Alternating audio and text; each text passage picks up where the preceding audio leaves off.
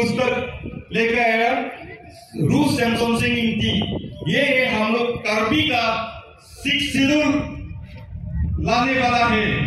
वो 1950 जब India government ने रिपब्लिक कॉन्स्टिट्यूशन में डिक्लेयर हुआ तब कार्बी का 6 शेड्यूल वो लेके आया है।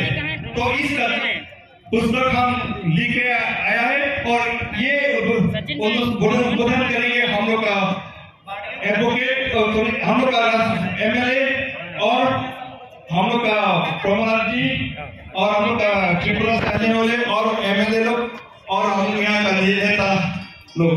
तो हम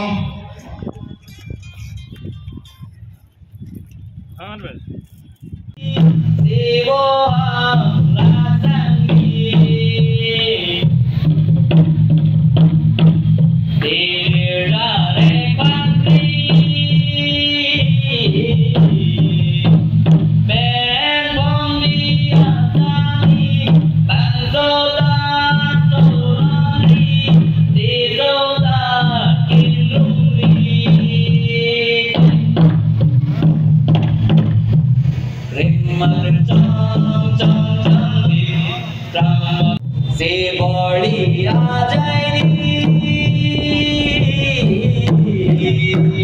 के आ जाएगी मेरी पंजाना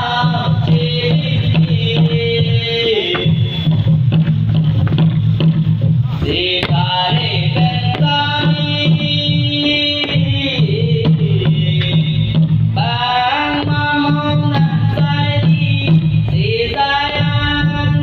जाते वक्त ये इस नृत्य को करते हैं।